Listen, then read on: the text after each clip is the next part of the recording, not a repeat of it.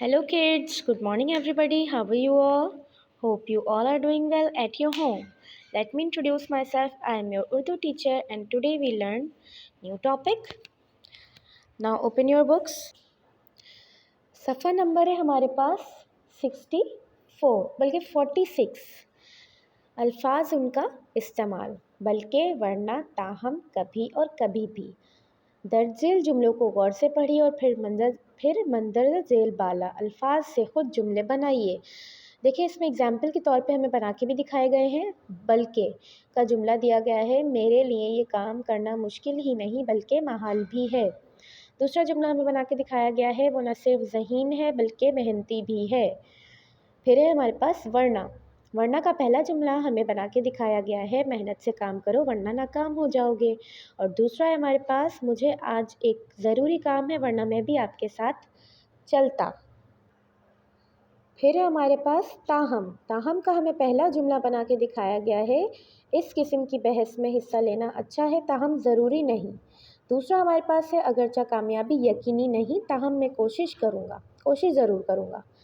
फिर है हमारे पास कभी, जब कभी तुम यहाँ आओ तो मुझसे ज़रूर मिलो। फिर है हमारे पास कभी भी, मैं कभी भी वहाँ नहीं गया।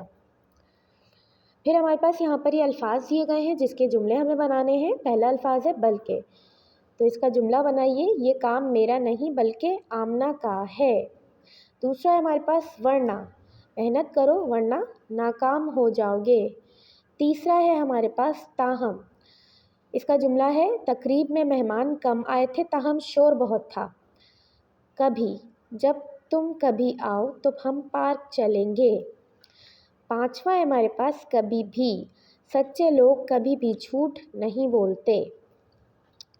फिर अलिफ हमने इस तरह करना है। बे है हमारे पास मंदरजा झेल खाली जगह मुनासिब अल्फाज से पूर कीजिए। पहली हमारे पास वो चालाक ही नहीं ब्लैंक है, फिर अयार भी है। चालाक ही नहीं बल्कि अयार भी है, इसमें आएगा बल्कि। दूसरी हमारे पास वक्त की पाबंदी करो बर्बाद हो जाओगे, वक्त की पाबंदी करो वरना बर्बाद हो जाओगे।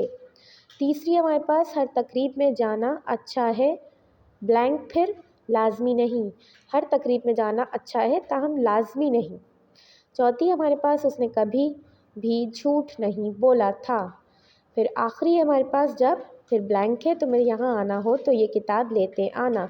जब कभी तुम्हें यहाँ आना हो तो किताब लेते आना। ये आप लोगों ने सफ़ा अपनी बुक्स में हल कर लेना है इसे देखकर। उम्मीद करती हूँ मेरा आज का टॉपिक आप लोगों को समझ में आ गया होगा। अगली वीडियो में अगले टॉपिक के साथ हाजिर होंगी, तब तक के लिए अल्लाह हाफिज़।